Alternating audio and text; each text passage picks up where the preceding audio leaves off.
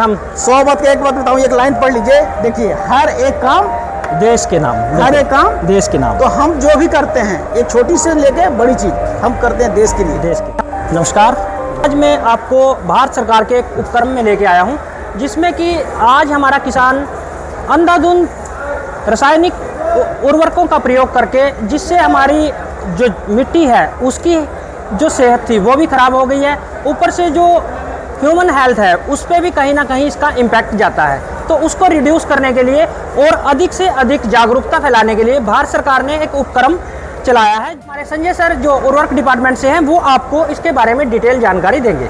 चलते हैं हम संजय सर के पास। जी नमस्कार। नमस्कार सर। मेरा नाम संजय कुमार है। मैं हिंदुस्तान उर्वरक एवं रसायन लिमिटेड जो कि एक जॉइंट वेंचर कंपनी है, IOCL, कोल इंडिया लिमिटेड और NTPC, ये तीनों भारत सरकार की महारत्ना कंपनियां हैं और ये तीनों मिला के हमारी कंपनी का नाम हुआ जो हिंदुस्तान उर्वरक एंड रसायन लिमिटेड। ये PSU कंपनी है और हमारे पास 3 प्लांट हैं। यूरिया बनाने की एक कंपनी है जो कि तीनों प्लांट, एक बरौनी में है, एक सिंदरी में है झारखंड में और एक गोरखपुर में। तीनों प्लांट मिला करीब 40 लाख टन हम यूरिया का उत्पादन करते हैं। इसका मतलब ये था कि हमारे आदरणीय प्रधानमंत्री की एक दूरदर्शी सोच थी कि हम यूरिया के क्षेत्र में आत्मनिर्भर बने।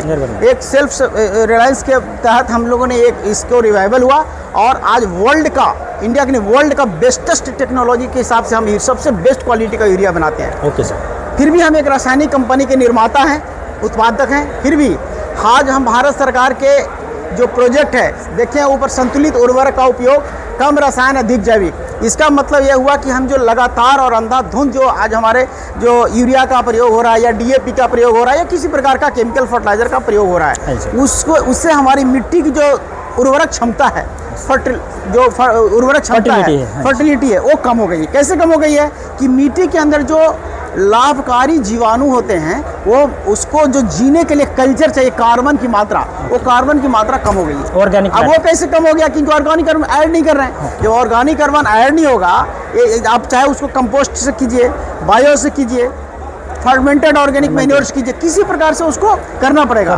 तभी वो जी पाएगा, तभी उसको कंज्यूमेबल फार्म में कन्वर्ट करेगा, केमिकल फार्म में। तो भारत सरकार का ये कहना है कि इसमें बहुत सारा सब्सिडी भी जा रहा है, नंबर 1। दूसरी बात कि हम इसको मिट्टी को सही उर्वरता कायम रखें और दीर्घकालिक, मतलब अपने आने वाले जनरेशन को एक अच्छी मिट्टी दे सकें ताकि एक अच्छी क्वालिटी वाला सेहतमंद फसल हो जाए। उसके लिए आप बैलेंस, केमिकल और जैविक, ये दोनों का बैलेंस बना के, जिस तरह से दिखाएंगे होंगे यहाँ पर देखिए, केमिकल और ये ऑर्गेनिक, इस तरह के जो ऑर्गेनिक और केमिकल जो है दोनों का बैलेंस मिला के इस्तेमाल करेंगे। इससे जो होगा कि आपका फसल की पैदावार तो अच्छा होगा, उसकी क्वालिटी अच्छी होगी, क्वालिटी भी बढ़ेगी। बिल्कुल। अब बोलिए क्वालिटी कैसे अच्छी होगी? इसलिए कि आज देख रहे बच्चे कुपोषित हो जाते हैं। कैसे? हाँ। उसके ज़्यादा केमिकल प्रभाव कर डालने से क्या हो रहा है, मिट्टी के अंदर पानी जो होता है, पानी जो हम लोग पीते हैं, हाँ, वो पानी दूषित हो गया है। बिल्कुल। ये जो वातावरण में हवा है, अमोनियम नाइट्रेट जो निकलता है, उससे दूषित हो गया है। वो हम लेते हैं, पानी पीते हैं, हमारा शरीर बीमार हो जाता है। आप देखिए पुराने जमाने में लोग गाय भैंसे रखते थे, कितना कम बीमार होते थे। बिल्कुल। और कितना हिष्ट पुष्ट रहते थे। क्यों रहते थे? क्योंकि केमिकल का इस्तेमाल कम होता था, दवाइयों का छिड़काव कम होता था। पहले के जमाने में लोग कंपोस्ट डालते थे, खेत में डाल दो, हो गया। आज के डेट में भी जहाँ पर प्राकृतिक खेती होती है, ऑर्गेनिक खेती होती है, वहाँ पर देखिए स्वस्थ है। कई ऐसे स्टेट्स हैं, आप उधर नॉर्थ ईस्ट में चले जाएंगे, वो स्टेट में बिल्कुल केमिकल फर्टिलाइजर नहीं होता, सिर्फ आपको ऑर्गेनिक से खेती होती है। जैसे सिक्किम में क्या है, पूरा 100% ऑर्गेनिक स्टेट है, तो सिक्किम ऑर्गेनिक स्टेट है। उसी तरह से ये भारत सरकार का एक अभियान है। इस अभियान के तहत चूंकि हम PSU हैं, एक हम भारत सरकार के द्वारा निर्देशित सारे को पालन करते हैं, उनके द्वारा अनुशंसित सारे जितने प्रोजेक्ट होते हैं, उसके तहत हम लोग संतुलित उर्वरक के ऊपर हम लोग काम करना शुरू करते हैं। ओके, मैं एक जानकारी और चाहूँगा आपसे कि जो हम केमिकल तो हम रिड्यूस करेंगे ही, जैसे आपका उपक्रम है कि कम रासायनिक और अधिक जैविक। तो जैविक की ट्रेनिंग, जैसे हमारे किसान क्या है, काफ़ी के पास बायोमास तो पड़ा है अभी, उनके पास काऊ डंग पड़ा है ना, बुफालो डंग पड़ा है, लेकिन उनके पास जानकारी नहीं है कि कैसे उसको हमने बायो फर्टिलाइजर में बदलना है, कैसे हम। इसके लिए क्या हुआ, भारत सरकार ने क्या किया है कि CBG प्लांट का नाम सुनोगे, कंप्रेस्ड बायोगैस। ओके, हाँ। CBG प्लांट जो जगह जगह बने हैं, उसमें क्या होता है कि उससे गैस तो निकाल लेते हैं जो आपको इस्तेमाल हो गया, स्लरी जो बचेगी, बाकी स्लरी है उसी को हम करके सुखा के एक तरह से मशीन के थ्रू कंप्रेस करके उसमें जो बनता है उसे और मिला करके उसमें फर्मेंटेड ऑर्गेनिक मैन्योर बोलते हैं, FOM बोलते हैं। ओके।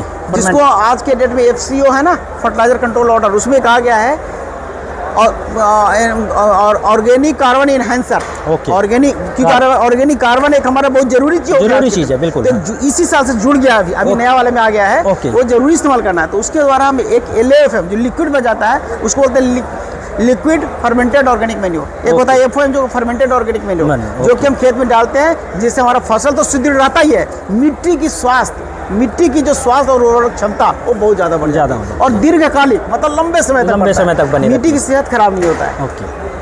तो इसकी जो ट्रेनिंग है कहाँ पे, या इसके ऊपर जो सब्सिडी है, अगर कोई किसान चाहता है कि भाई मैं बायोगैस प्लांट लगाना चाहता हूँ, क्या सरकार का कोई ऐसा उपक्रम है कि भाई उसके तहत कुछ लाभ किसानों को दिया जाए कि भाई इतना पैसा हम इन्वेस्ट करेंगे और आप सिर्फ इतना? इसमें ऐसा है कि एक PM प्रणाम योजना इसके तहत लाई है। ओके। PM प्रणाम, उसमें मदर अर्थ को कैसे बचाया जाए, इसके लिए भारत सरकार ने डिपार्टमेंट ऑफ फर्टिलाइजर के साथ ज्वाइंट करके क्या किया, इसका पर्पस सुन लीजिए पहले। पर्पस होता है कि केमिकल फर्टिलाइजर का इस्तेमाल कम करना। सपोज जो 10 बोरा इस्तेमाल करता है, वो 5 बोरा इस्तेमाल केमिकल किया और 5 बोरा की जगह पे जो पैसा बचा उसने ऑर्गेनिक इस्तेमाल किया। तो 5 बोरा का जो सब्सिडी अमाउंट बचा वो 50% सेंट्रल गवर्नमेंट और 50% स्टेट गवर्नमेंट कृषि के गतिविधियों के लिए खर्च करते हैं। ओके। नंबर 1। नंबर 2 आपका सवाल पर आता हूँ। इसमें क्या होता है कि भारत सरकार ने MDA, उसको बोलते हैं मार्केट डेवलपमेंट असिस्टेंस, ये पैसे 1500 रुपये टन जो मिलता है भारत सरकार से, अभी मिला नहीं है लेकिन घोषणा किया है कि हम आपको इसको प्रमोट करने के लिए कि ऑर्गेनिक को कैसे प्रमोट किया जाए, किसानों तक कैसे पहुंचाया जाए, इसके लिए कंपनियों को मिलेगा HURL। और ये कंपनी अभी गांव-गांव में जाके प्रचार प्रसार, किसान ट्रेनिंग प्रोग्राम, किसान संगोष्ठी, PM प्रणाम किसान संगोष्ठी, रिटेलर्स मीटिंग, डीलर्स मीटिंग, इस तरह के एग्जीबिशन, इतना युद्ध स्तर पे हम लोग इस पर काम कर रहे हैं क्योंकि भारत सरकार के दिशा निर्देश के हिसाब से हमको काम करना पड़ता है। बिल्कुल। हम 100 बात का एक बात बताऊँ, एक लाइन पढ़ लीजिए, देखिए, हर एक काम देश के नाम, हर एक काम देश के नाम। तो हम जो भी करते हैं, एक छोटी से लेके बड़ी चीज हम करते हैं देश के लिए, बिल्कुल, किसानों के लिए, जो हमारा अन्नदाता है, जो हमारे पेट भरता है। जी, बहुत बढ़िया, आपने बहुत अच्छी जानकारी दी, आपका बहुत बहुत धन्यवाद।